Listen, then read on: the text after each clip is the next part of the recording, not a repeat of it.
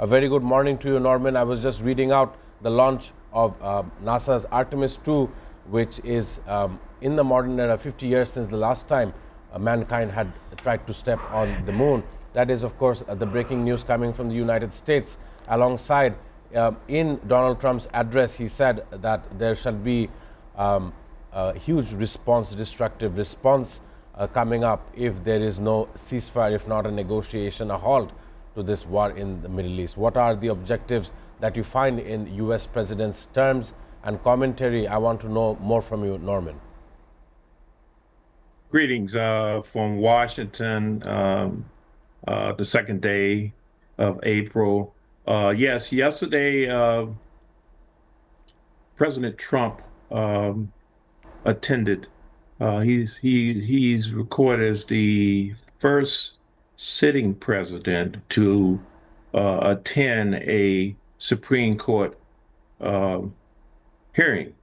So this is a very unprecedented approach by the executive branch to intercede with the judicial branch of the government. So the hearing was about the birthing right, and they are talking about that. They are making a ruling on the birthing right, which he's contesting for people born in the United States with foreign parents. So we had the Artemis 2 launching yesterday, very successful launching.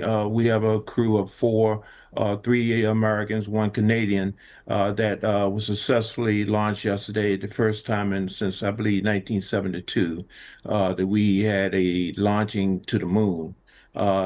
So this is a 10-day mission that will basically involve circling the moon and coming back to the United States in preparation for future trips next year, I believe 2027, where there may be additional crews going to the surface of the moon.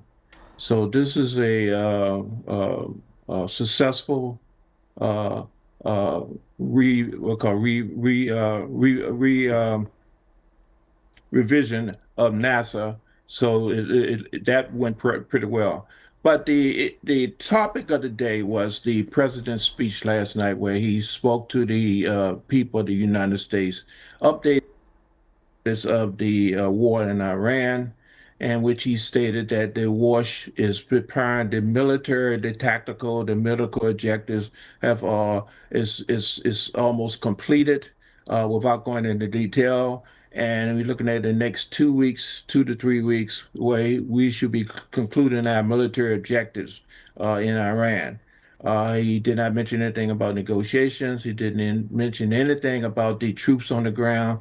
And so we are still a lot of questions waiting exactly what is next going on. So these are the topics right now. In addition to he's trying to get Congress back to talk about the budget again to get that cleared up. But right now we are looking for a longer situation with the war, with no concrete answers, no solutions, and we are still having missiles being sent from Iran to Israel and to the neighboring Gulf states. So right now, I see this as a process that is probably would be longer than the 2 to 3 weeks that the Right. president wants and advising the country on. Of So course. here we go. Advocate Mohsen Rashid has spoken about U.S. President Donald Trump. In similar lines, I want to ask this following question with Norman Floyd Burns. I'm sure you were listening. Let me add on here that Australian Prime Minister Anthony Albanese, in an address, said that Australia supported the objective of preventing Iran from ever obtaining a nuclear weapon. However, at this moment, at the edge of 33 days, Anthony Albanese says it is unclear what needs to be achieved or what the end point looks like. This is, of course, the Prime Minister of Australia talking. And I want to ask Norman, more leaders from across the world is now questioning this entire offensive, Not only that, we see Spain not allowing or taking part in this offensive in Iran. What are your remarks? Also Italy. As also Italy as well. Your remarks and how you think the world is taking a step back towards this kind of action, Norman. Thank you for the question. Actually, the world is taking a step forward in regards to this. The situation has gotten to a point where each country, particularly the allies countries and the people of this country, the United States, is questioning the objectives of this Trump administration in regards to this war in Iran. Yes, the president has spoken to the public last night, stating that he has a 2-week plan and his military objectives has or are in process of being completed. Unfortunately, we don't know what they are. Uh, What it is has not been clarified exactly what objectives, what was achieved, what is the end game, and how does this look at the end? So right now, it's still an issue, a question.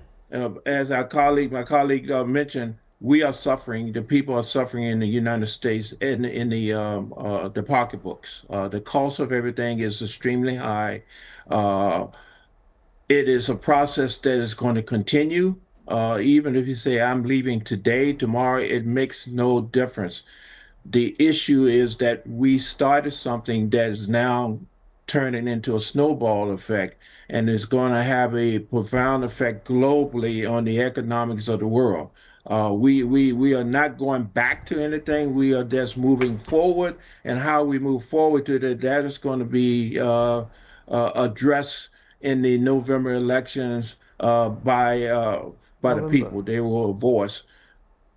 So no, yeah, in November. The point is, people have endured certain things, and the feelings will be reflected and remembered when it comes time to cast their vote on exactly how they feel, how they've been treated, and what they forecast for the future.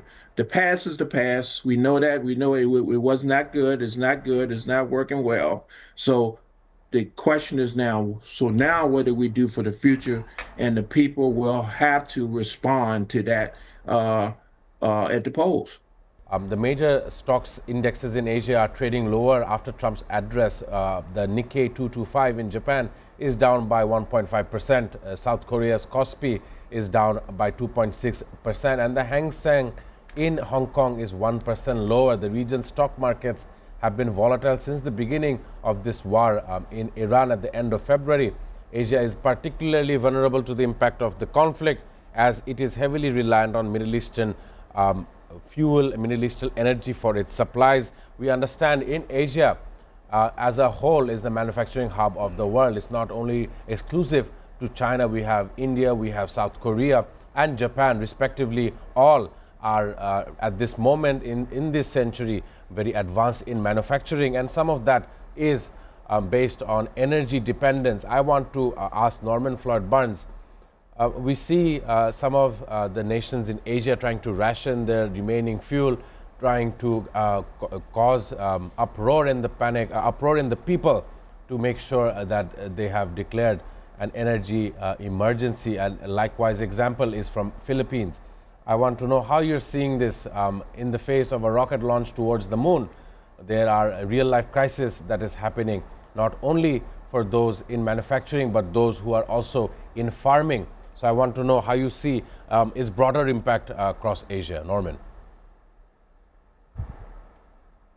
Thank you for the question. Believe it or not, I posed that question to a colleague yesterday when we was talking about uh, the rocket launch and the successful embarkment of the NASA mission. It appears that we are living in two different worlds. There's one world where technology, space exploration, um, dynamic things dealing with of Mars and the solar systems, and that is a beautiful thing. but at the same time, the timing is awful. Very awful time to have a beautiful mission like this in the midst of a major world conflict Accurate. dealing with the world. We are in a situation right now, like I mentioned before, we're not going back to anything. We're moving forward. And the forward moving is basically people are making decisions that is not conducive to what we did yesterday. We're looking at what we need to do and who can be reliable, who we can trust, who do we want to work with. So these things are coming out very clearly. Who wants to work with who, and exactly how the world order is going to shape. We have a shift in that world order, believe it or not. The superpowers, the one superpowers, are now losing some of their attraction and control, and people are now making more prudent and more responsible decisions on how they want to run the world and do things. Yes, the NASA launching space exploration is a beautiful thing and is something we needed, but is it needed now at this time when we are in conflict? We Correct. have people, in our own country here in the United States who still do not have food, do current about next day, they're going to have shelter, employment, health care, these basic things, Medicare, all these issues on the table. I think the picture we can't continue this war. At the same time, we have these internal things that has not been fixed. We'll patch them up, we move on, and we're doing other things, spaceship, rocket ships, whatever. But we also have issues with shelters. We have people need food, health care, and things have not been addressed. We have projects, we have disaster areas that has not been completed yet. FEMA do not have the money, the means, and the services to do it. We got people still in the mountains in North Carolina who still do not have shelter.